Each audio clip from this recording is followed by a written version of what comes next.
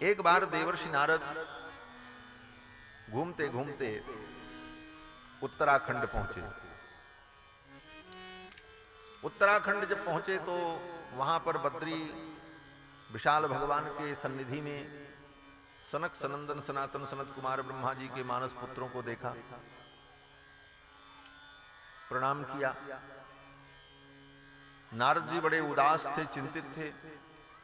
सनकादिकों ने पूछा, देवर्षि इदानीं शून्य चित्तोसी, तुम शून्य चित्त हो, इतने उदास क्यों हो, क्या कारण है?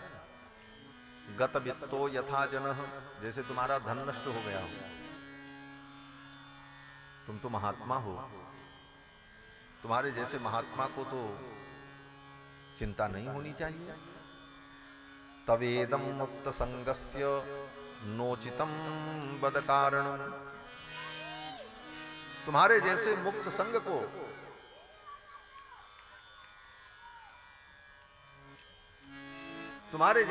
संग को ये चिंता उचित नहीं है। तब नारद जी ने बताया, नारद जी ने कहा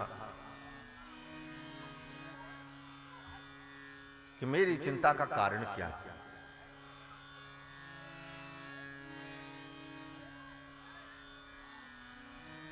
बोलो श्री सीता रामचंद्र भगवान की जय। बच्चों को भी शांत कर दो, और जो शांत करावे वो लोग जोर से न बोलें, वो भी धीरे से ही, इशारे से, चिल्ला करके नहीं। जो शांत कराएं वो लोग भी जोर से न बोलें, वो धीरे से, इशारे से। थोड़ी भी इधर भगवान नाम संकीर्तन कर लें। हरि भजन बिना सुख शांति नहीं, हरि भजन बिना सुख शांति नहीं, प्रभु भजन बिना सुख शांति नहीं, प्रभु भजन बिना सुख शांति नहीं, गुरु कृपा बिना भव पार नहीं, गुरु कृपा बिना भव पार नहीं। श्रीमन्नारायण नारायण नारायण, श्रीमन्नारायण नारायण नारायण, श्रीमन्नारायण नारायण नारायण, श्रीमन्नारायण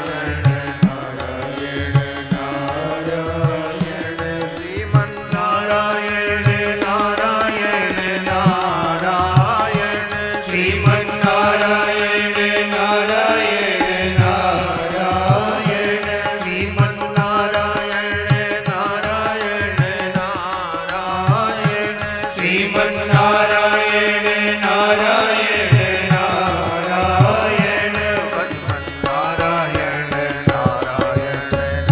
नारायण, भजमन्नारायण नारायण नारायण, भजमन्नारायण नारायण नारायण, भजमन्नारायण नारायण नारायण, बद्री नारायण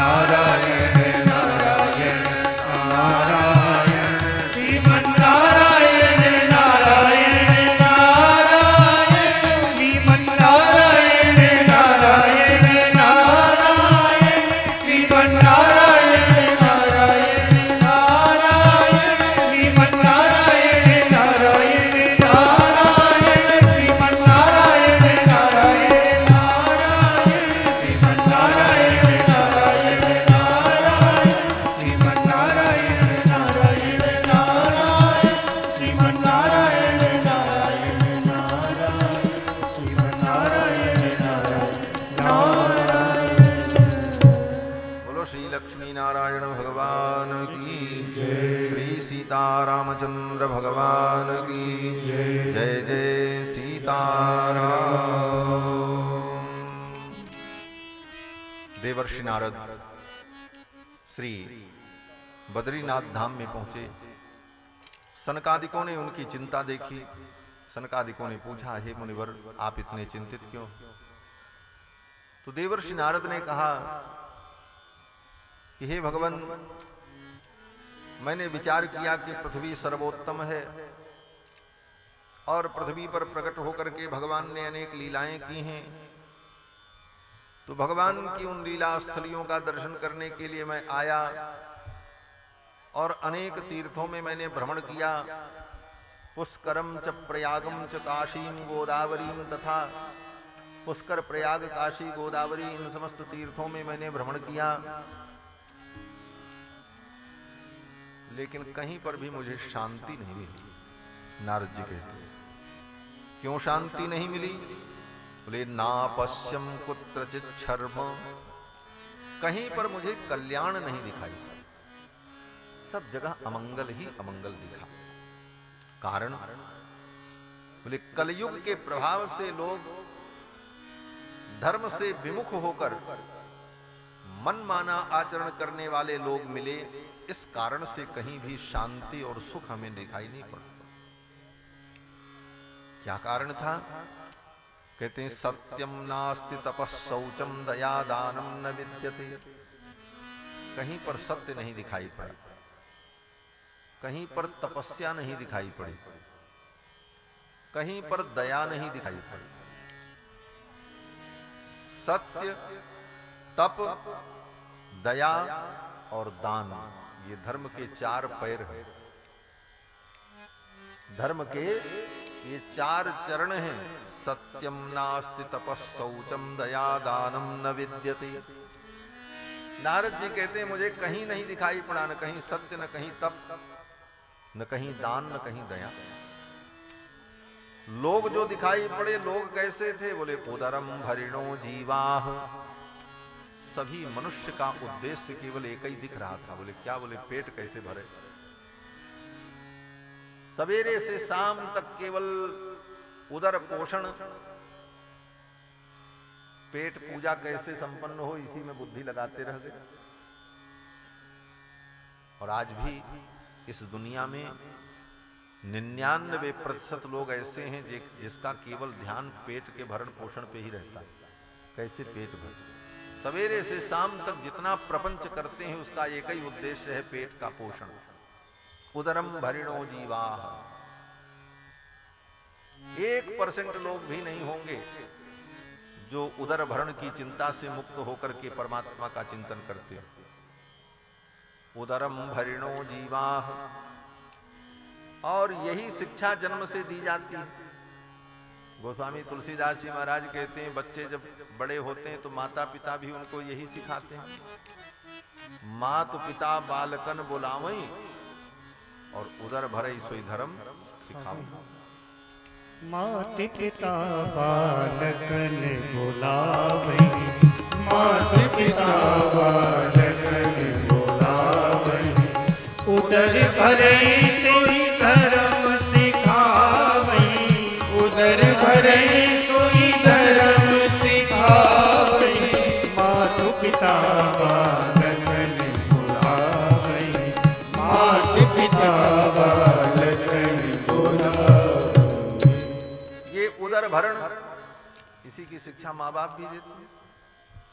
माँ बाप भी कहते हैं, बेटा कुछ कमाओ, कैसे खाओगे, जीवन कैसे चलेगा, इसी में बुद्धि लगाओ।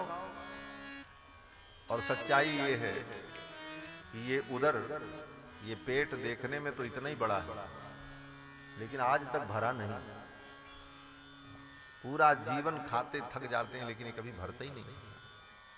अगर जोड़ो तो अपने अपने जीवन में जिसकी अवस्था हो गई हो 50-60 वर्ष, जोड़ डाले, अनुपात लगा ले, तो जब से पैदा हुआ तब से आज तक कई हजार लीटर पानी पी गया होगा और कई हजार कुंटल, कितना कुंटल चावल गेहूं खा गया होगा, लेकिन आज तक ये पेट भरा नहीं, कभी तृप्ति नहीं हुई।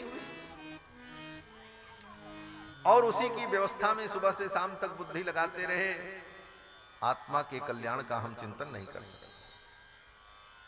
पेट भी भरो, अच्छी बात है, क्योंकि जीवन में पेट भरना भी एक कार्य है, क्योंकि बिना भोजन के जीवन नहीं चलेगा। लेकिन यही जीवन का उद्देश्य हो जाए कि पेट कैसे भरे, कैसे खाएं, कैसे पहने, कैसे सोएं, कैसे धन कमाएं, बस इतना ही तक सोचते रह गए तो मनुष्य बनने का कोई मतलब नहीं। नारद जी कहते, मैंने देखा कि उदरम भरिणो जीवा, सब केवल पेट ही भरने के चक्कर में लगे। और मंदा सुमंद मतयो, मंदा धर्म कर्म में मंद हो गए, धर्म में तपस्या में उनकी गति धीमी हो गई। और सुमंद मतयो, मति भी उनकी मंद हो गई। मंद भाग्या, जब मति मंद हो गई तो उनका भाग्य भी मंद हो गया। और उपद्रुता, ऊपर से अनेक जीवन में उपद्रव, अनेक संकट, इस प्रकार मनुष्य अपने जीवन में दुख को पा रहा है। नारद जी ने किसी को नहीं छोड़ा, जो सत्य है वो कहा। नारद जी कहते हैं, संत भी जो मिले, बोले पाखंड निरता संतो, संत भी जो मिले, कैसे मिले, बोले कुछ संत तो अच्छे थे, महात्मा थे। देखो, इस पृथ्वी पर अगर संत न रहे तो ये पृथ्वी ही नहीं रहेगी। इस पृथ्वी को 7 लोगों ने धारण कर रखा है। कौन कौन? बोले 7 लोग इसको, पृथ्वी को धारण करते हैं। गोभिर विप्रैश्च वेदैश्च सतीभिः सत्यवादिभिः अलुब्धैर्दानशीलैश्च सप्तभिर्धार्यते मही। इस मही को, इस पृथ्वी को 7 लोगों ने धारण कर रखा है। गोभी, गाय के द्वारा, गौ माता न हो तो ये पृथ्वी रसातल में चली जाए। विप्रैहि, ब्राह्मण के द्वारा। कौन से ब्राह्मण के द्वारा? बोले नाम वाले ब्राह्मण के द्वारा नहीं, काम वाले ब्राह्मण के द्वारा। जो ब्राह्मण अपने धर्म का पालन करता है, जो वेद पढ़ता है, संध्या वंदन करता है, अग्निहोत्र करता है, ब्राह्मण धर्म का जो पालन करता है, ऐसे ब्राह्मणों के द्वारा पृथ्वी टिकी है। नाम वाले ब्राह्मण से पृथ्वी नहीं टिकी है। नाम वाले ब्राह्मण से तो पृथ्वी कांपती है। नाम वाला ब्राह्मण कौन था? बोले रावण। ब्राह्मण तो रावण भी था, लेकिन रावण चलता था तो पृथ्वी कांपती थी। चलत दशानन डोलत अवनी। तो काम वाले ब्राह्मण जो हैं, जो अपने आचरण में दृढ़ हैं, ऐसे ब्राह्मणों से ये पृथ्वी टिकी। गोभिर विप्रैश्च वेदैश्च, चारों वेद, ऋग्वेद, यजुर्वेद, सामवेद, अथर्ववेद, चारों वेद जो परमात्मा के स्वरूप हैं। ये चारों वेद कौन है? बोले चारों वेद ही राम लक्ष्मण भरत शत्रुघ्न है। हाँ, ये चारों वेद क्या है? बोले भगवान है। वेदो नारायण साक्षात स्वयं भूरिति सुश्रुमः। चारों वेद कौन है? बोले भगवान ही है। तो इन वेदों के द्वारा पृथ्वी टिकी है। इस पृथ्वी पर वेद का पाठ होता है, ब्राह्मण वेद पढ़ते हैं, पढ़ाते हैं, इसलिए पृथ्वी टिकी है। जिस दिन इस पृथ्वी पर वेद का पाठ बंद हो जाएगा, वेद के शब्दों का उच्चारण बंद हो जाएगा, वेद ध्वनि सुनने को नहीं मिलेगी, पृथ्वी रसातल में चली जाएगी। गोभिर विप्रैश्च वेदैश्च सती भी, सती माने पतिव्रता स्त्री। पतिव्रता स्त्री के पातिव्रत धर्म से यह पृथ्वी टिकी है। नर्तकियों से यह पृथ्वी नहीं टिकी। महाराज, चरित्रवती धर्मपरायणा पतिव्रता नारियों के धर्म से यह पृथ्वी टिकी, सती भी। और बोले सत्यवादी भी, सत्य बोलने वाले जो लोग हैं, सत्यवादी, उनके सत्य के प्रताप से यह पृथ्वी टिकी। और बोले अलुब्धैर दानशीलैश्च, जो लोभ रहित हैं, जिनके जीवन में लोभ नहीं है, ऐसे निर्लोभी प्राणियों के द्वारा ये पृथ्वी टिकी। और दानशीलैश्च, जो लोग निस्वार्थ भाव से उदारता पूर्वक दान करते हैं, ऐसे दानदाताओं से ये पृथ्वी टिकी। इन 7 लोगों ने इस पृथ्वी को धारण कर रखा है। नहीं तो इस पृथ्वी पर जितना पाप हो रहा है, जितना अन्याय हो रहा है ये पृथ्वी रसातल में चली जाएगी। लेकिन ऐसे लोगों के द्वारा ये पृथ्वी टिकी है। गोभिर विप्रैश्च वेदैश्च सतीभिः सत्यवादिभिः अलुब्धैर दानशीलैश्च सप्तभिर्धार्यते मही। लेकिन कलयुग के प्रभाव से पापियों की संख्या ज्यादा है। इसलिए नारद जी कहते हैं संत तो मिले लेकिन पाखंड निरताः, पाखंड में निरत मिले। धर्म का आडंबर बहुत बड़ा, लेकिन धर्म का आचरण जीवन में न हो तो उसको पाखंड कहते हैं। दुनिया को दिखाने के लिए जब धर्म किया जाता है तो वो धर्म पाखंड बन जाता है। दुनिया हमको धर्मात्मा समझे इसलिए हम धर्म करें, ये प्रदर्शन जब जीवन में आ जाता है तो वो धर्म ही पाखंड बन जाता है, क्योंकि उसका उद्देश्य धर्म नहीं रहा, उसका उद्देश्य समाज को दिखाना और समाज के सामने अपने आप को धर्मात्मा और संत महात्मा सिद्ध करना। ये भावना जब आ जाती है तो वही पाखंड बन जाता है। तो पाखंड नरता संतो विरक्ता स परिग्रहाः, जो विरक्त मिले वो परिग्रह करने वाले मिले। नाम तो विरक्त है लेकिन उनके जीवन में परिग्रह है। ये सब कलयुग का प्रभाव नारद जी ने देखा। नारद जी कहते हैं कहीं मुझे शांति नहीं मिली। भ्रमण करते करते मैं वृंदावन में पहुंचा। वृंदावन में जमुना के तट पर मुझे एक दृश्य दिखाई पड़ा। जमुना के तट पर एक स्त्री युवती विलाप कर रही थी, रो रही थी। उसके अगल बगल दो पुरुष पड़े हुए थे, बूढ़े वृद्ध, और दोनों बेहोश थे, मृतप्राय थे। और वो स्त्री जो युवती थी वो रो रही थी। कई स्त्रियां उसकी सेवा कर रही थी, पंखा झल रही थी। नारद जी ने सोचा कि होगी कोई दुनिया है, सब प्रकार के लोग रहते हैं। लेकिन तब तक उस स्त्री ने नारद जी को देखा और नारद जी से कहा, भो भो साधो क्षणम तिष्ठ, हे साधु, हे संत, क्षणम तिष्ठ, एक क्षण के लिए रुक जाओ। क्यों? बोले दर्शनम तव लोकस्य सर्वथागहरम परम। आप जैसे संत का दर्शन तो पाप का नाश करने वाला है। दर्शनम तव लोकस्य सर्वथागहरम परम। आप जैसे संत का दर्शन पाप का नाश करने वाला है। इसी पंक्ति का अक्षरशः अनुवाद गोस्वामी तुलसीदास जी ने किया कि संत दरस जिमि पातक टरई। यही पंक्ति है पूरी। भक्ति महारानी कहती हैं दर्शनम तव लोकस्य सर्वथागहरम परम। आपका दर्शन समस्त प्रकार के पापों का नाश करने वाला है। हे भगवान, आप भी मेरे दुख को दूर करो। नारद जी रुक गए और नारद जी ने पूछा, कासित तुम कौन हो? का विमऊ, ये तुम्हारे अगल बगल पड़े हुए जो पुरुष हैं ये कौन है? और ये स्त्रियां जो तुम्हारी सेवा कर रही हैं ये कौन है? तब उस स्त्री ने कहा, क्या कहा? बोले अहम भक्ति रीति ख्याता, मैं भक्ति हूं। ये भक्ति?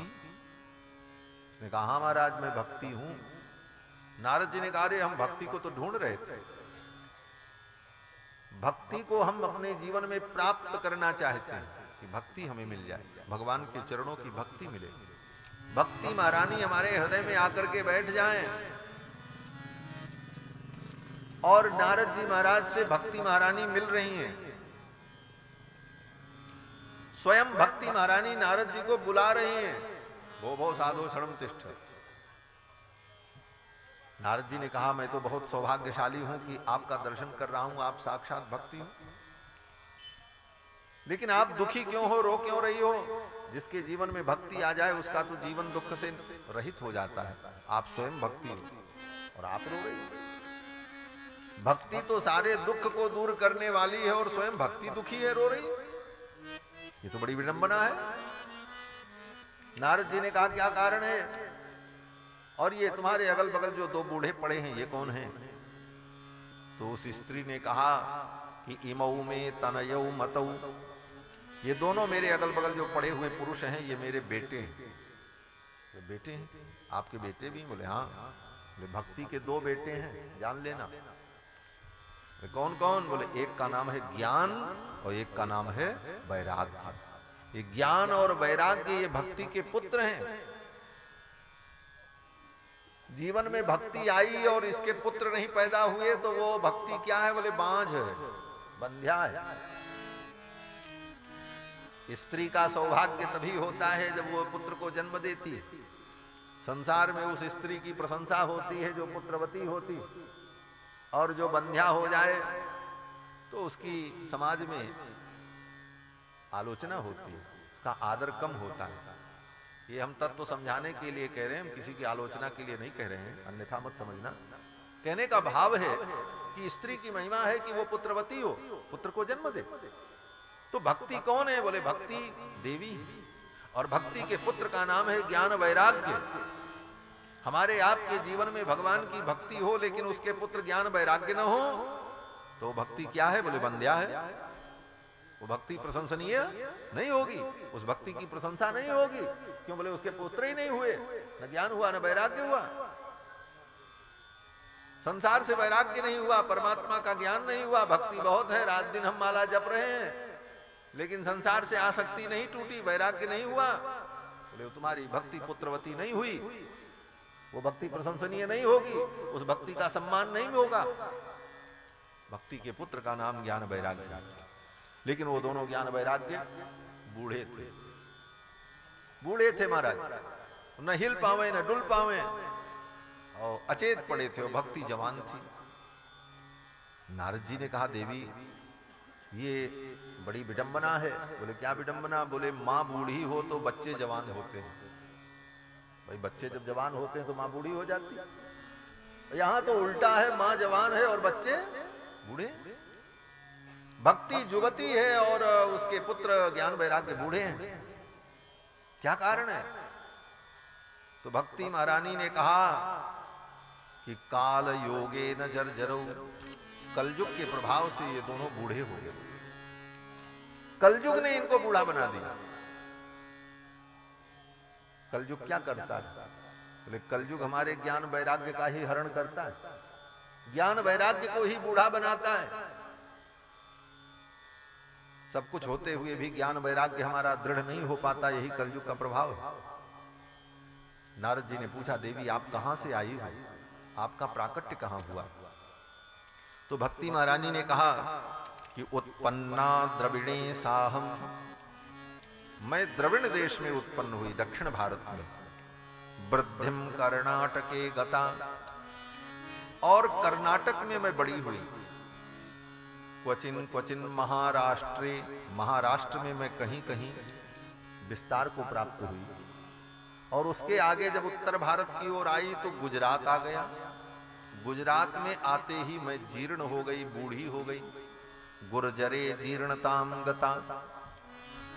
भक्ति की उत्पत्ति दक्षिण देश में हुई है, द्रविण देश में। भारत के उत्तर देश में भगवान प्रकट होते हैं। रामकृष्ण का अवतार उत्तर भारत में होता है और भक्ति का अवतार दक्षिण भारत में होता है। तो भक्ति और भगवान, बोले भक्ति जहां होगी तो भक्ति चल करके भगवान के चरणों में आएगी, और अगर भक्ति चल करके भगवान के चरणों में नहीं आई, और भक्ति दृढ़ है लेकिन चल करके ठाकुर के चरणों तक नहीं आई, तो चिंता की बात नहीं है, ठाकुर ही चल करके भक्ति के पास पहुंच जाएंगे। इसीलिए देखो भक्ति दक्षिण भारत से चल करके उत्तर भारत आई, और जब तक वो उत्तर भारत नहीं आई तब तक भगवान चल करके दक्षिण भारत गए। राम जी अयोध्या में प्रकट हुए और कहां तक गए? बोले लंका तक गए, सबका कल्याण किया जाकर। क्यों? बोले भक्ति वहां थी। भक्ति महारानी का प्रादुर्भाव द्रविण देश में हुआ और वहां से वो चली। इसीलिए भक्ति मार्ग के सबसे बड़े प्रवर्तक आचार्य जो इस कलयुग में हुए हैं, श्री शठकोप स्वामी, वो दक्षिण भारत में ही प्रकट हुए।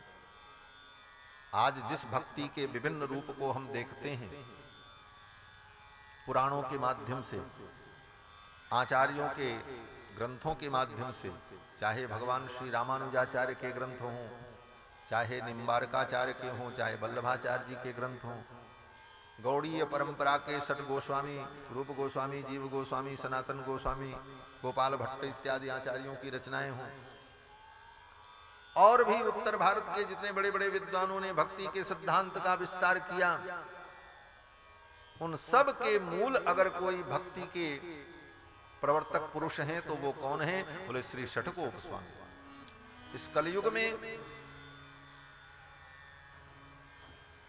कलयुग के प्रारंभ में भगवान श्री कृष्ण जब अपनी लीला का संवरण करके इस दुनिया से चले गए, तब श्री षठकोप स्वामी का अवतार हुआ है। दक्षिण भारत में आलवार तिरुनगरी में, जिन्होंने सहस्त्र गीति ग्रंथ में भक्ति के संपूर्ण सिद्धांतों को कहा है, और उस सहस्त्र गीति के उन्हीं सिद्धांतों का अनुभव करके समस्त आचार्यों ने प्रकारांतर से भक्ति को स्थापित किया। तो भक्ति का प्रादुर्भाव ही दक्षिण भारत में हुआ। भक्ति महारानी कहती मैं वहां से चली, लेकिन उत्तर में आते आते मैं कमजोर हो गई। गुजरात में आकर के बूढ़ी हो गई भक्ति, और ज्ञान वैराग्य तो कलयुग के प्रभाव से पहले से ही बूढ़े हो गए। भक्ति महारानी कहती हैं कि किसी प्रकार मैं वहां से अपने पुत्रों को लेकर के वृंदावन में आई, तो वृंदावनम पुनः प्राप्यो नवीनेव स्वरूपिणी। वृंदावन में आकर के, वृंदावन के प्रभाव से मैं तो नवीन हो गई, मैं जवान हो गई, मेरा बुढ़ापा दूर हो गया, लेकिन ये मेरे पुत्र ज्ञान वैराग्य अभी भी बूढ़े हैं, अचेत पड़े हैं, इन्हीं को आप ठीक कर दो, यही मेरे दुख का कारण है। अब देखो, वृंदावन में आकर के भक्ति जवान हो गई, लेकिन रो रही। क्यों? बोले उसके पुत्र ज्ञान वैराग्य बूढ़े हैं। इसका मतलब यही है कि हमारे जीवन में भगवान की भक्ति हो, लेकिन ज्ञान वैराग्य हमारे जीवन में न हो तो वो भक्ति भी हमें सुख नहीं देगी, हमको रोना ही पड़ेगा। ये सिद्धांत है। ज्ञान वैराग्य अगर दृढ़ नहीं हुआ तो कितनी भी भक्ति करते रहो, दुख की निवृत्ति नहीं होगी, रोना पड़ेगा। क्यों? बोले भगवान की भक्ति करोगे और ज्ञान नहीं है, वैराग्य नहीं है, ज्ञान वैराग्य दृढ़ नहीं है, तो थोड़ी सी विपत्ति आएगी, थोड़ा सा संकट आएगा, उसी में विचलित हो जाओगे, रोगे, दुखी होगे, हमारा ये छूट गया, हमारा ये नष्ट हो गया, हाय हाय लगी रहेगी। लेकिन ज्ञान वैराग्य अगर दृढ़ हो गया तो भगवान की भक्ति करते हुए भी किसी भी प्रकार का शोक और दुख नहीं होगा। मूल रूप से श्रीमद् भागवत महापुराण की कथा ज्ञान वैराग्य को ही दृढ़ करने के लिए, भक्ति तो हमारे आपके अंदर है, भक्ति तो हमारे संस्कार में है, लेकिन ज्ञान वैराग्य दृढ़ नहीं है, उस ज्ञान वैराग्य को दृढ़ करने के लिए ही भागवत की कथा का उपदेश है। नारद जी ने कहा, अच्छा, नारद जी ने कहा, भक्ति महारानी ने नारद जी से एक प्रश्न किया। भक्ति महारानी ने कहा, महाराज ये सारी विपत्ति की जड़ क्या है? बोले कलयुग। ये कलयुग न होता न ऐसी विपत्ति आती। तो राजा परीक्षित के सामने जब कलयुग आया था तो राजा परीक्षित ने कलयुग को क्यों छोड़ दिया? इसको मार देते, काम ही खत्म हो जाता। और अगर मान लो महाराज परीक्षित ने छोड़ दिया कलयुग को, कोई बात नहीं, भगवान तो सर्वज्ञ हैं, भगवान सब कुछ जानते हैं, भगवान ने इस कलयुग को क्यों बचाया? और भगवान इस कलयुग में होने वाले अधर्म और अन्याय को कैसे सहन करते हैं? ये प्रश्न भक्ति महारानी ने भगवान नारद जी से किया। कथम परीक्षिता राज्ञा स्थापितो यशुचिकलि। इस कलयुग को महाराज परीक्षित ने क्यों स्थापित किया? और भगवान श्री हरि इस अधर्म को कैसे सहन करते हैं? करुणा पारेण हरिणाप्यधर्म कथमीक्षते। करुणा वरुणालय भगवान हरि इस अधर्म को कैसे सहन करते हैं, कलयुग के अधर्म को? ये मेरी शंका है। तो नारद जी ने बड़ा सुंदर उत्तर दिया। नारद जी कहते हैं, देवी कलयुग तो उसी दिन आ गया जिस दिन भगवान श्री कृष्ण ने अपनी लीला को पूर्ण किया। तद्दिनात् कलिरायातः यदा मुकुंदो भगवान क्षमाम त्यक्त्वा स्वपदं गतः। जिस दिन भगवान अपनी लीला को पूर्ण करके अंतर्धान हुए, उसी दिन कलयुग आ गया। कलयुग उसी दिन आया। कृष्ण भगवान की लीला जिस दिन पूर्ण हुई उसी दिन कलयुग आ गया। तद दिनात कलिरायात, सर्व साधन बाधक, समस्त साधनों का बाध करने वाला कलयुग आ गया। इस कलयुग को राजा परीक्षित ने स्थान क्यों दिया? सुखदेव जी कहे, वो सूत जी महाराज, वो नारद जी महाराज कहते हैं कि कलयुग में दोष तो बहुत है लेकिन गुण भी है, इसलिए इसके गुण को देख करके इसको आश्रय दिया। बोले कैसे? बोले जैसे मधुमक्खी में बहुत दोष है, मधुमक्खी काट ले तो जलन होती है, फूल जाता है, मधुमक्खी काट ले तो बड़ी पीड़ा होती है, लेकिन मधुमक्खी के अंदर एक विशेषता है कि वो फूल के रस को निकाल करके संग्रह करती है, इसलिए मधुमक्खी को लोग पालते हैं, उसका पालन करते हैं। दोष तो है लेकिन विशेषता भी है। उसी प्रकार इस कलयुग में दोष तो है लेकिन विशेषता भी है। बोले क्या विशेषता है? बोले कलयुग की ये विशेषता है कि इस कलयुग में व्यक्ति केवल भगवान का नाम ले तो उसका कल्याण हो जाता है। सतयुग में भगवान का ध्यान करने का जो फल है, त्रेता में यज्ञ करने का जो फल है, द्वापर में भगवान की पूजा करने का जो फल है, कलयुग में केवल भगवान का नाम ले, भगवान का कीर्तन करे तो उसको वही फल मिल जाता है। ये कलयुग की विशेषता है। इसीलिए गोस्वामी तुलसीदास जी ने कहा, कलयुग समयुग आन नहीं, जो नर कर विश्वास, गाय राम गुण गण विमल भवतर बिनहि प्रयास। कलयुग में भगवान का गुणगान करके जीव बिना प्रयास के ही संसार से पार हो सकता है। ये कलयुग की विशेषता को देख करके भगवान ने कलयुग को, राजा परीक्षित ने कलयुग को आश्रय दिया। और भगवान क्यों सहन करते हैं, इसका उत्तर देते हुए नारद जी ने कहा कि अयम युग धर्मो ही वर्तते कस्य दूषणम। अयम तो युग धर्मो ही, ये कलयुग का धर्म है, कलयुग में यही होगा, लोग अधर्म में निरत रहेंगे, धर्म कर्म से कलयुग में लोग विमुख हो जाएंगे, यही कलयुग का स्वरूप है। इसमें किसी का दोष नहीं है, समय का दोष है। अयम तो युग धर्मो ही वर्तते कस्य दूषणम, किसको दोष दिया जाए? इसीलिए भगवान सब कुछ देखते हुए भी अतस्तु पुंडरीकाक्षः सहते निकटे स्थितः, इसीलिए भगवान सब कुछ देखते हुए भी इस अधर्म को सहन कर लेते, क्योंकि ये समय ही ऐसा है। ये सब उत्तर दिया। फिर भक्ति महारानी से नारद जी ने कहा, आप चिंता मत करो, कलयुग में आपकी महिमा होगी, घर घर में मैं आपको स्थापित कर दूंगा। कलयुग में लोग भक्ति का आदर करेंगे, आपकी ही महिमा होगी, और आपके पुत्र ज्ञान वैराग्य को भी मैं ठीक कर देता हूं। नारद जी ने ज्ञान वैराग्य को ठीक करने के लिए गीता सुनाई, उपनिषद सुनाया, ब्रह्म सूत्र सुनाया। जिस वेद वेदांत को पढ़ करके ज्ञान उत्पन्न होता है, जिस वेद वेदांत उपनिषद को सुन करके वैराग्य उत्पन्न होता है, वो सब वेद वेदांत उपनिषद गीता नारद जी ने ज्ञान वैराग्य को सुनाया, लेकिन ज्ञान वैराग्य नहीं उठे, वो ऐसे ही पड़े रहे। कान में जाकर के चिल्लाया नारद जी ने, चिल्ला करके कहा जोर से, ए ज्ञान उठ जाओ, ए वैराग्य उठ जाओ। लिखा है, मुखम संयोज्य करणांते, निज मुखम, अपने मुख को नारद जी ने संयोज्य करणांते, ज्ञान वैराग्य के कान के पास ले जाकर के शब्दमुच्चैः समुच्चरन्, बड़े जोर से चिल्ला करके नारद जी ने कहा, रे ज्ञान प्रबुद्धताम, अरे ज्ञान उठ जाओ, रे वैराग्य प्रबुद्धताम, अरे वैराग्य उठ जाओ। लेकिन न ज्ञान उठा न वैराग्य उठा, दोनों पड़े रहे। इसका मतलब यही है कि नारद जैसे विद्वान, नारद जैसे ज्ञानी वेद वेदांत उपनिषद की व्याख्या करके तुम्हारे कान में भर दें, लेकिन फिर भी गारंटी नहीं है कि तुम्हें वैराग्य हो जाएगा और ज्ञान हो जाएगा। भाई नारद जी सुना रहे थे, कहां हुआ, वो तो पड़े जाते, नहीं उठे। तब नारद जी को चिंता हो गई, इतना वेद वेदांत सुनाने के बाद भी ज्ञान वैराग्य नहीं उठे, अब क्या करें, कौन सा उपाय करें। उसी समय आकाशवाणी हुई। आकाशवाणी में देवताओं ने कहा, देवताओं ने नहीं कहा महाराज, आकाशवाणी का मतलब भगवान की वाणी।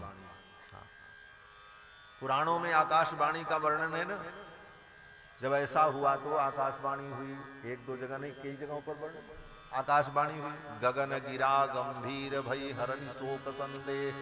गगन गिरा, गगन गिरा माने आकाशवाणी। आजकल तो रेडियो को भी आकाशवाणी ही कहते हैं ना, आकाशवाणी। तो आकाशवाणी कहने का मतलब है ये वाणी जो होती है ना, जो शब्द होता है ये आकाश में ही रहता है। शब्द गुणकम आकाशम, आकाश का यही लक्षण है। शब्द कहाँ रहता, बोले आकाश में, इसीलिए आकाशवाणी ऐसा व्यवहार किया जाता है। जो हम आप शब्द बोलते हैं सब इसी आकाश में घूमता रहता है। लेकिन यहां पर शास्त्रों में जो आकाशवाणी की बात है, वो आकाशवाणी का मतलब आकाश से कोई वाणी आई। आकाश तो शून्य है, उसमें कौन सी वाणी निकलेगी, कौन बोलेगा? तो कहते आकाश माने भगवान।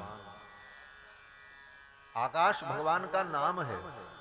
आकाश माने आसमंतात काशः अवकाशः आकाशः, संपूर्ण रूप से अवकाश जिसके अंदर हो। अवकाश माने जगह, स्पेस, जिसके अंदर अनंत स्पेस हो, अनंत जगह हो, उसका नाम आकाश। और वो अनंत जगह कौन है, बोले वो परमात्मा है, जिसके अंदर अनंत अनंत सृष्टि विद्यमान है। सब कुछ भगवान के ही अंदर है, भगवान से बाहर कुछ नहीं। इसलिए भगवान का ही एक नाम आकाश है। और वेदांत जब पढ़ेंगे तो वेदांत में एक आकाशाधिकरण नाम का अधिकरण ही है। उस अधिकरण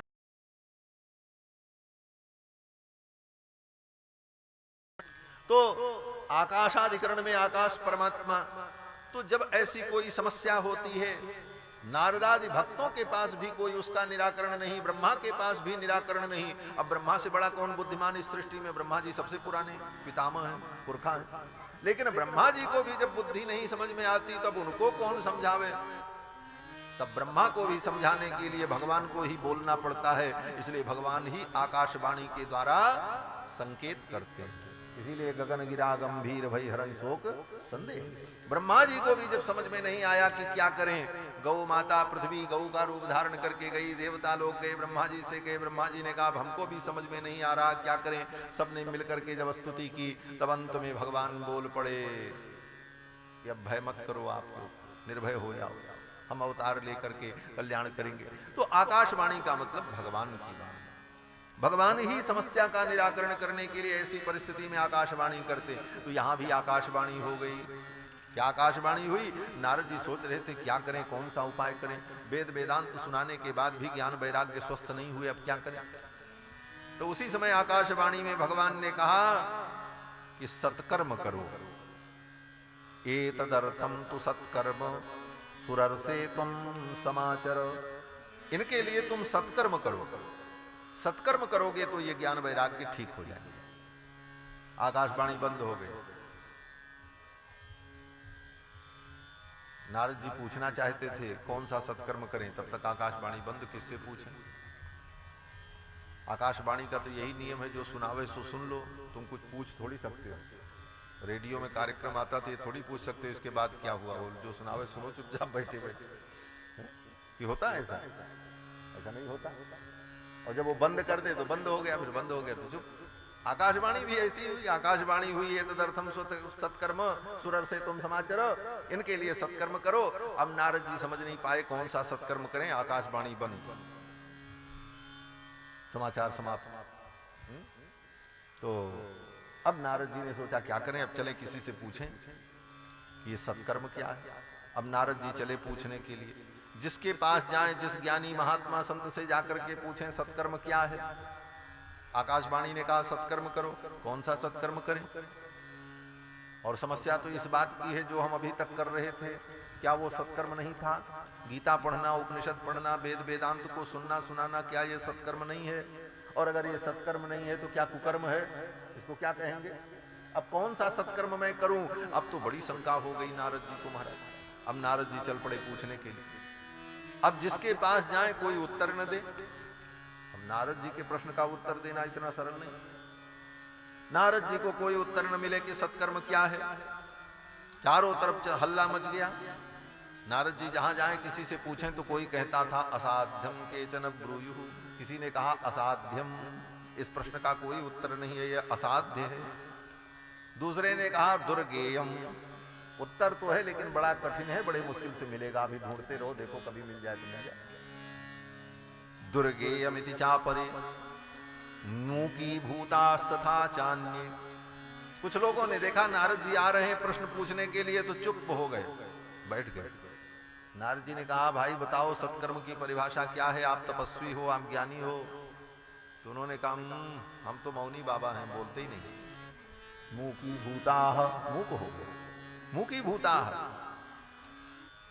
कि अंतस्तु पलायिताः। कुछ महात्मा बैठे थे, नारद जी आए पूछने के लिए, नारद जी को आते देखा तो महात्मा लोग उठे धीरे से और सरक गए, चले गए, पलायिता भाग गए। बोले कौन उत्तर देगा नारद जी। अंत में नारद जी महाराज उत्तराखंड पहुंचते हैं और बद्रीनाथ धाम में बद्री विशाल भगवान के यहाँ सनक सनंदन सनातन सनत कुमार मिले और उनसे पूछा तो सनकादिकों ने बताया। सनकादिकों ने कहा नारद सबसे बड़ा सत्कर्म है भगवान की कथा। श्रीमद् भागवत महापुराण की साप्ताहिक कथा यही सत्कर्म है। आकाशवाणी ने जो कहा सत्कर्म करो, उस सत्कर्म शब्द का यही अर्थ है साप्ताहिक श्रीमद् भागवत कथा। इस कथा को सुनाओ, ज्ञान वैराग्य जग जाएंगे, ज्ञान वैराग्य स्वस्थ हो जाएंगे। तो नारद जी ने कहा ये तो भागवत तो हम भी जानते हैं, ऐसा नहीं है कि नारद जी भागवत नहीं जानते।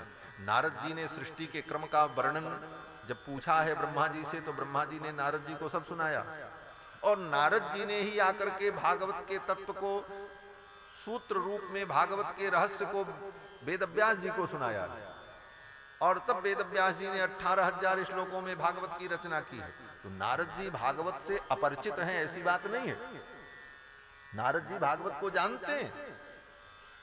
तो नारद जी कहते महाराज इस भागवत को तो हम भी जानते हैं, लेकिन इसकी इतनी महिमा है ये हम नहीं जानते।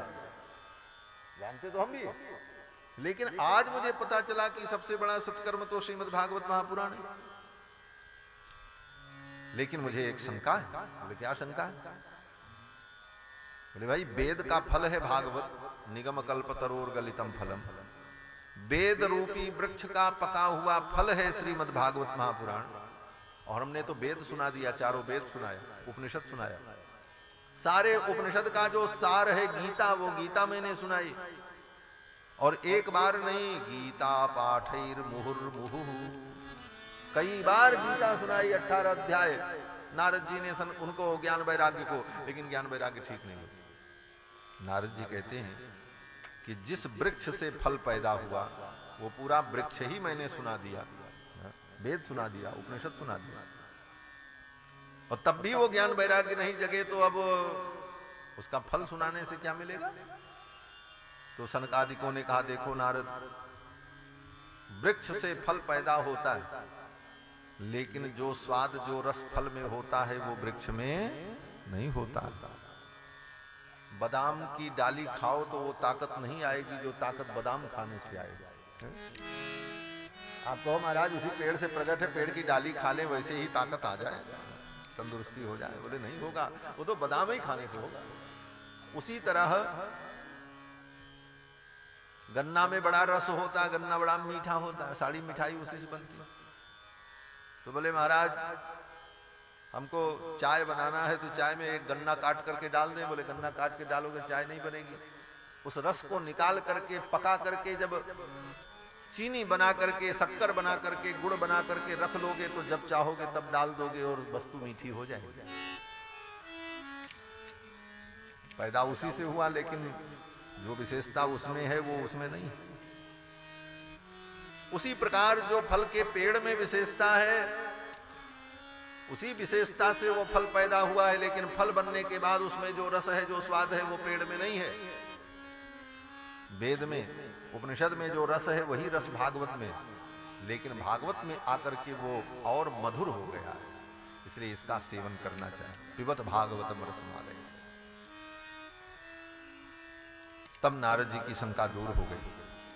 नारद जी ने कहा ये तो बड़ी अच्छी बात है, तो अब ये भागवत कथा कौन सुनाएगा जिसे सुनकर के ज्ञान वैराग्य स्वस्थ होंगे? सनकादिकों ने कहा हम सुनाएंगे। वे कहाँ सुनाएंगे?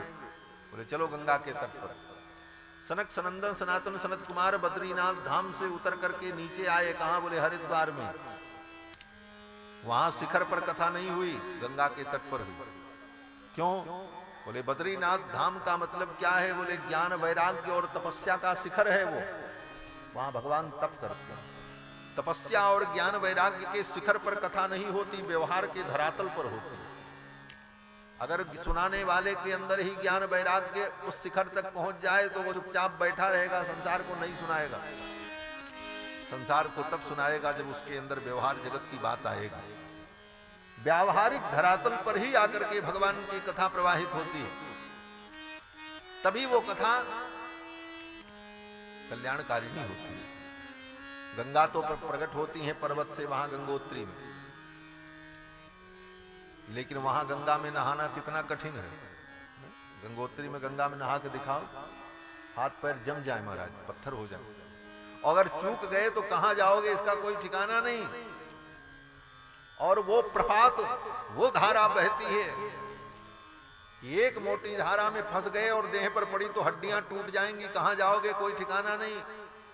लेकिन वही गंगा जब हरिद्वार में आकर के समतल धरातल पर प्रवाहित होती हैं, तब उस गंगा में स्नान का अद्भुत आनंद होता है। तब उस गंगा में हम तैरते हैं, आनंद लेते हैं, गोते लगाते हैं। लेकिन वहां गोता नहीं लगा सकते, गोता तो लगाने के लिए यही धरातल पर आना पड़ेगा। इसीलिए हरिद्वार का एक नाम है गंगा द्वार। वहीं से गंगा समतल भूमि पर आती हैं और सबके लिए सुलभ हो जाती हैं, सब गोता लगाते हैं, आनंद लेते हैं। और उसी हरिद्वार में ये कथा गंगा प्रवाहित होने जा रही है। आई कहां से? बोले वहीं प्रयाग से, ऊपर से बद्रीनाथ धाम से। सनक सनंदन सनातन संत कुमार वहीं थे, लेकिन उतर करके नीचे आए और आकर के हरिद्वार में कथा सुनाई। गंगा द्वार समीपे तू तटमानंद नामकम। गंगा द्वार समीपे तू, हरिद्वार का ही एक नाम है गंगा द्वार, उसका नाम एक नाम है गंगा द्वार। एक संत कहते थे कि हरिद्वार के विषय में बड़ा झगड़ा है। बोले क्या झगड़ा है? बोले शंकर जी के भक्त कहते हैं इसका नाम है हरद्वार। हर माने भगवान शंकर, हर हर महादेव। तो बोले इसका नाम क्या है? बोले हरद्वार। क्यों? बोले हर का द्वार है। यहीं से केदारनाथ धाम जाते हैं, भगवान शंकर का द्वार है हरद्वार।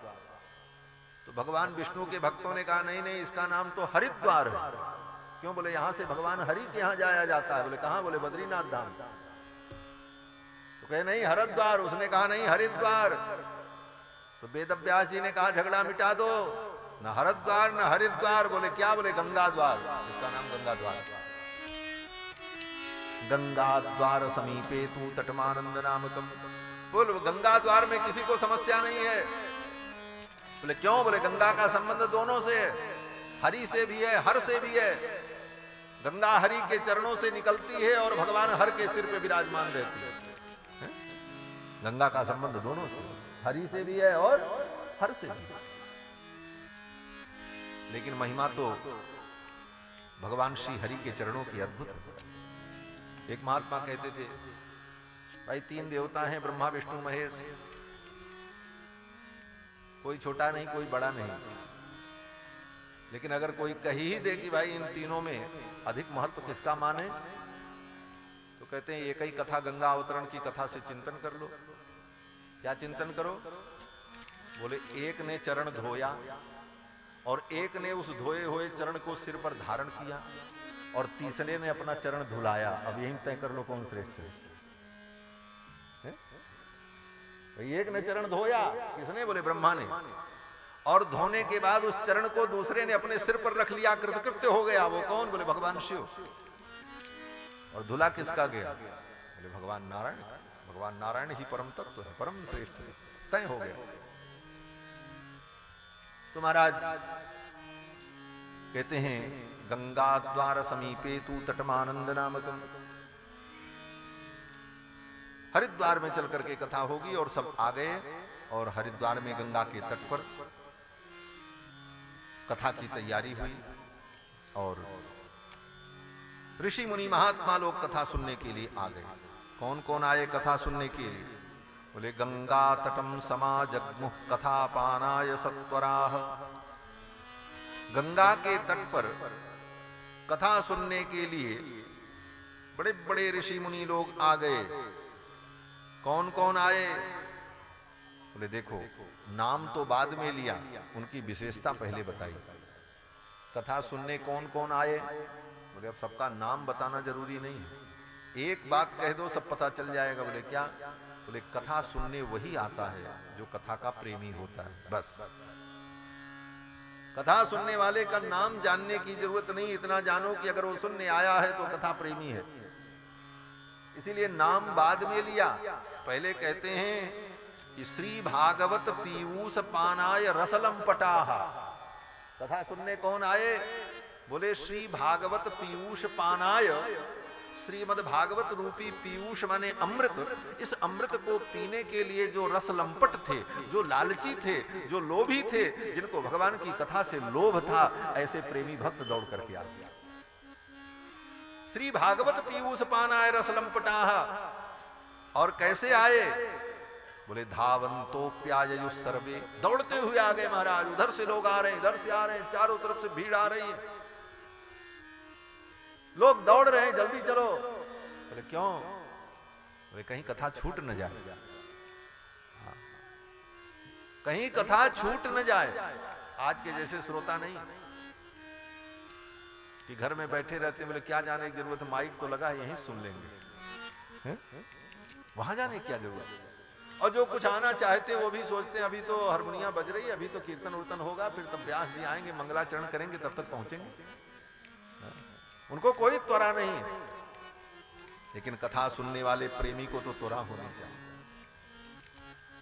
कैसी त्वरा? बोले कथा का समय 2 बजे है तो 1:45 बजे ही पहुंच जाए और आकर के उसको जहां अच्छा लगे उचित स्थान अपना तय करके चुपचाप बैठ जाए और स्मरण करे, प्रतीक्षा करे। और जब तक प्रतीक्षा करते हुए मन में सोचे अब आएंगे तो अब भगवान की कथा सुनने को मिलेगी, ये भावना होना। दौड़ते हुए आ रहे हैं लोग महाराज, ये लिखा है यहां पर, धावंतो प्यायु सर्वे। और ये दौड़ने वाले कौन थे? कहते प्रथमम ये च वैष्णवाः, जो वैष्णव थे। ये वैष्णव का लक्षण है, मान लो थोड़ी देर के लिए। वैष्णव का लक्षण क्या है? गले में तुलसी पहन लिए तो वैष्णव, केवल तिलक लगाए तो वैष्णव? बोले नहीं, जिसको कथा से इतना प्रेम हो कि भगवान की कथा सुनने के लिए दौड़ पड़े, वही वैष्णव। ये वैष्णव का एक लक्षण हो गया। प्रथमम ये च वैष्णवाः, और प्रथमम का मतलब ये प्रथम वैष्णव है, श्रेष्ठ वैष्णव है, ये दूसरा अर्थ हो गया। प्रथमम ये च वैष्णवाः, प्रथमम माने प्रथम स्थानीयाः वैष्णवाः। वैष्णवों के कई स्थान हो, कई कोटियां हो, ये वैष्णव इनसे श्रेष्ठ, ये इनसे श्रेष्ठ, ये इनसे श्रेष्ठ, ये तो वैष्णव में भी सर्वश्रेष्ठ वैष्णव प्रथम कोटि का कौन है? बोले जो भगवान की कथा के लिए दौड़ता हुआ चला, जिसको भगवान की कथा अत्यंत प्रिय। सब वैष्णव दौड़ते हुए आगे महाराज। प्रथमम ये च वैष्णवाः। और ये वैष्णव लोग कौन थे? बोले देखो जितने ऋषि मुनि महात्मा थे सब वैष्णव थे। नाम लिया, अब सबकी व्याख्या हम नहीं करेंगे, आप समझ जाओगे, हम केवल श्लोक पढ़ेंगे। कौन कौन आए? हो गए भृगुर वसिष्ठः च्यवनश्च गौतमो मेधातिथिर्देवल देवरातौ रामस्तथा गाधिसुतश्च साकलो मृकण्डपुत्राजित पिप्पलादाः योगेश्वरौ व्यासपराशरौ च छायासुको जाजलिजन्नुमुख्याः सर्वेप्यमी मुनिगणाः सह पुत्र शिष्याः। ये सब आ गए। भृगु आए, वशिष्ठ आए, च्यवन आए, गौतम आए, मेधातिथि आए, देवल आए, देवरात आए, परशुराम जी आए, व्यास जी आए, सुखदेव जी आए महाराज। सुखदेव जी भी कथा सुनने आए। क्या मतलब हुआ? इसका मतलब हुआ केवल कथा सुनाया नहीं जाता, कथा सुना भी जाता। सुखदेव जैसे वक्ता भी सुनने जाते हैं, सुनाने वाले को भी सुनना चाहिए। ये कथा सबके लिए, केवल ये नहीं है कि जो सुनाने वाला हो सोचता हम तो सबको सुनाते ही, हम क्या सुने।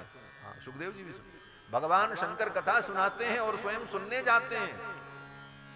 शंभु गए कुंभज ऋषि पाही, कथा ही सुनने तो गए महाराज। सुखदेव जी आ गए कथा सुनने के लिए। छाया सुको जाजलि जन्नु मुख्या सर्वेप्यमी मुनिगणा सह पुत्र शिष्या, अपने पुत्र को, अपने शिष्य को, अपनी पत्नी को, सबको लेकर के आए। सर्व स्वस्त्री भिरायुत स्वस्त्री भिरायुत रति प्रणयेन युक्ता, अपनी पत्नी पुत्र परिवार के सहित आए कथा सुनने के लिए। स्वस्त्री भिरा ययु, अपनी स्त्री के सहित परिवार के सहित आए, प्रेम पूर्वक आए, प्रणय न युक्ता, जबरदस्ती नहीं आए, कहते प्रणय, प्रेम के द्वारा। कथा जबरदस्ती न सुनी जाती है न सुनाई जाती है, भी जान लेना। जबरदस्ती बैठ के सुनोगे कुछ हृदय में नहीं उतरेगा, और कोई तुमको जबरदस्ती बैठा कि सुनावे तब भी नहीं उतरेगा जब तक प्रेम नहीं होगा। इसलिए कथा तो प्रेम से सुनी जाती है। प्रणय से, प्रेम से युक्त होकर के सब लोग आए। और इतने ही लोग नहीं आए महाराज, कितने आ रहे हैं। वेदांतानि च शास्त्राणि, वेदांत कथा सुनने आए महाराज। वेदांत, वेदांत माने ब्रह्मसूत्र, उपनिषद, ये सब कथा सुनने आए। वेदांत के जितने सूत्र हैं 525 सूत्र, सब कथा सुनने आ गए। अथा तो ब्रह्म जिज्ञासा जन्माद्यस्य यतः तत्व समन्वयात शास्त्र योनित्वात, ये जो सूत्र हैं ब्रह्म सूत्र, एक एक सूत्र मूर्तिमान होकर के देव रूप में कथा सुनने के लिए। वेदांतानि च शास्त्राणि, जितने शास्त्र थे कथा सुनने के लिए आए। बोले महाराज ये शास्त्र तो पोथी है, ये पोथी कथा सुनती है क्या? बोले मनुस्मृति, याज्ञवल्क्य स्मृति, महाभारत, रामायण, ये तो पोथी है, ये क्या कथा सुनेगी? बोले ये देखने में पोथी है, इनके अधिदेवता हैं, ये तो इनका विग्रह है, इनकी मूर्ति है, लेकिन इनके अंदर जो विद्यमान अधिदेवत हैं वो अधिदैवत कथा सुनने के लिए आए। 18 पुराण, 4 वेद, 6 शास्त्र, मंत्र, एक एक अक्षर, ये सब देवमय है। सबका अपना अपना दिव्य स्वरूप है, सब अपने अपने स्वरूप से प्रकट होकर के कथा सुनने के लिए। वेदांतानि च शास्त्राणि मंत्रास तंत्रास समूर्तयः, जितने मंत्र, जितने तंत्र, सब मूर्तिमान होकर के कथा सुनने के लिए आए। बोले पुराण भी आए, कितने आए? 18 पुराण आए? कहते नहीं नहीं 17 पुराण आए। क्यों? बोले 18वें पुराण की तो कथा ही हो रही, 17 आए। 10 सप्त पुराणानि, 10 सप्त पुराणानि, 17 पुराण कथा सुनने के लिए आए। 60 शास्त्राणि, 6 शास्त्र कथा सुनने के लिए आए। गंगाद्याः सरितस्तत्र, गंगादि नदियां कथा सुनने के लिए आ गई महाराज। गंगा, जमुना, सरस्वती, कावेरी, कृष्ण, वेणा, तापी, गोदावरी, तुंग, भद्रा, सरयू, कमला, विमला, सब आ गई महाराज। हाँ, सब कथा सुनने के लिए आई। नदियां भी कथा सुनने के लिए दिव्य रूप से आ गई। पुष्कराक्षरांश, जितने पुष्कर थे, सरोवर थे, तालाब थे, सब आ गए। और कहते हैं नगादयो ययुस्तत्र, पर्वत आ गए कथा सुनने के लिए। विंध्याचल, हिमालय, मलय, ये जितने दिव्य पर्वत हैं, देवमय पर्वत, जिन पर्वतों का शास्त्र में वर्णन है, सब दिव्य रूप से कथा सुनने के लिए आए। अब बचा कौन? सब तो आ गए। पर्वत आए, पहाड़ आए, नदियां आई, देवता आए, ऋषि आए, मुनि आए, शास्त्र आए, पुराण आए, वेद आए, मंत्र आए, तंत्र आए। बचा कौन? बोले बच गए कुछ लोग। बोले कौन? बोले वो अहंकारी लोग थे, अभिमानी लोग थे, वो लोग कथा सुनने नहीं आए। जिनको अभिमान था, किस बात का अभिमान? बोले अपनी गुरुता का अभिमान कि हम श्रेष्ठ हैं। गुरुत्वात् तत्र नायातान, नाम नहीं लिया उनका कि कौन लोग थे वो। क्यों? बोले जो भगवान की कथा सुनने ना आवे ऐसे व्यक्ति का तो नामों नहीं लेना चाहिए, इसीलिए वेदव्यास जी ने नाम नहीं लिया। जो आए उनका तो नाम लिया, वेद आए, पुराण आए, सब आए, लेकिन कौन नहीं आए उनका नाम नहीं लिया। कहते हैं गुरुत्वात् तत्र नायातान, वो अपने अभिमान के कारण, अपनी गुरुता के कारण, उनको लगता था मेरी ग्रेविटी बहुत ज्यादा है, हम तो बड़े गंभीर हैं, हम वजनी लोग हैं, हम क्यों जाएं सुनने के लिए, इतने हल्के बन जाएं। हाँ, नीचे बैठे जाकर के, महाराज ऊपर बैठ के सुनाएंगे, हम नीचे बैठेंगे। उनको अभिमान था, नहीं आए। भगवान की कथा में वही आ सकता है जो व्यक्ति अपने अभिमान को छोड़ दे। अभिमान व्यक्ति को रोक देता है। और अभिमान किस बात का? बोले अभिमान भी कई प्रकार का, जाति का अभिमान, धन का अभिमान, विद्या का अभिमान, पद का अभिमान। ये सारे अभिमान ही भगवान के चरणों में पहुंचने में बाधक बनते हैं। ये अभिमान छूट जाए। और सच पूछो तो कथा इसीलिए है, कथा हमारे अभिमान को छुड़ाने के लिए। यहां आकर के हमारा अभिमान छूट जाए, कथा मंडप में आकर के हम केवल यही अनुभव करें कि हम भगवान के दास हैं। हम न डीएम हैं, न कलेक्टर हैं, न हम डॉक्टर हैं, न कंडक्टर हैं, न मास्टर हैं, न हम जमींदार हैं, न हम राजा हैं, न हम मंत्री हैं, हम कुछ नहीं हैं। हम एकमात्र भगवान के अकिंचन भक्त हैं। ये भाव हो जाए, सारा अभिमान छूट जाए। अपनी उपाधि वहीं छोड़ करके आना चाहिए, तब कथा में व्यक्ति पहुंच पाता। उपाधि अगर लेकर के आया तो उपाधि उसको कथा सुनने नहीं देगी, उपाधि ही उसके लिए व्याधि बन जाएगी। और वो व्याधि तुम्हें कृष्ण की समाधि से दूर कर देगी। उस प्रेम की समाधि में, उस भक्ति की समाधि में तुम नहीं पहुंच पाओगे, क्योंकि उपाधि तुमको व्याधि पैदा कर देगी, व्यग्र कर देगी। महाराज जिनके अंदर अभिमान था वो नहीं आए, उनके अभिमान को चूर किया किसने? बोले भृगु जी महाराज। भृगु संबोध्य चानयत, क्योंकि भृगु जी ही सबका नेतृत्व कर रहे थे। इन सब कथा श्रोताओं को लेकर के आने वालों में सबसे पहले नाम किसका लिया था? भृगु जी का। भृगुर्वसिष्ठश्च वनश्च गौतमो मेधातिथिर देवल देवरातो, सबसे पहले भृगु का नाम लिया था। तो श्री भृगु जी महाराज ने उन लोगों को समझाया। यही महापुरुष की विशेषता है। भृगु जी कितने महान हैं। अरे भाई, कोई कथा ना सुने भाड़ में जाए, हमारा क्या बिगड़ेगा? हम तो जा ही रहे हैं सुनने के लिए। लेकिन महान पुरुष वो हैं जो ऐसे अज्ञानियों पर भी कृपा करके उनको सन्मार्ग में लगा देते हैं, भगवान के चरणों में लगा देते हैं। यही संत की विशेषता है। नहीं तो क्या गर्ज पड़ी महाराज, संतों को क्या गर्ज पड़ी? लोग कहते हैं महाराज इन महात्मा लोगों को ये दुनिया में घूमने के, कथा प्रवचन करने की और ये सारी व्यवस्था दुनिया का ये नाटक करने की क्या जरूरत है? इनको अपना आत्म कल्याण करना है तो जंगल में जाके भजन करें ना। साधु को इन सब चीजों की जरूरत क्या? बोले बात सत्य है। महात्मा अपना कल्याण करना चाहे तो अपने कल्याण के लिए उनको कुछ करने की जरूरत नहीं, वो तो अपना कहीं भी भजन करें, 2 रोटी मिल जाएगी। लेकिन केवल अपना ही कल्याण व्यक्ति कर लिया और संसार को भूल गया, संसार के लोग दुखी हैं, तो उसका संत बनना बेकार है। संत का मतलब है जो सबका उद्धार करे, कृपा करके सबको भगवान से जोड़े, ठाकुर के चरणों में लगावे। यही संत के जीवन का उद्देश्य है। भृगु जी चाहते तो स्वयं तो कथा सुनते, लेकिन सोचा कि ये अभागे, ये भी कथा सुन ले। इनको अगर समझाएंगे नहीं तो इनका पतन हो जाएगा, इस रस से ये वंचित हो जाएंगे। और भृगु जी ने उनको समझाया। भृगु संबोध्य चानयत, भृगु जी ने क्या समझाया? भृगु जी ने कहा चलो चल करके कथा सुन लो, ये तुम्हारा अभिमान तुम्हारे पतन का हेतु बने, इससे अच्छा चल करके कथा सुन लो। इस अभिमान को छोड़ दो, तुम्हारे इस अभिमान का कोई मूल्य नहीं है।